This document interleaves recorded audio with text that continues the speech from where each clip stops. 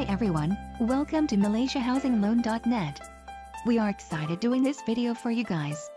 As everyone know, Budget 2014 was announced by our Prime Minister today. And this video is solely for the changes in property market. So, let's start. What are the big changes in property sector? As government promise, an effective method will be introduced to control the property market. One of the measures is to increase real property gain tax, or known as RPGT. You can see from the table here, from the existing policy to the new amendment, there are significant changes. The numbers jump to more than 100% for certain categories of years. This shows the government is not kidding around. Next, foreigner only allowed to purchase property price from 1 million and above. This shows government commitment to protect our property market and reduce speculation by foreigner. Last but not least, abolish developer interest-bearing scheme, or also known as DIBS. Yes, is true.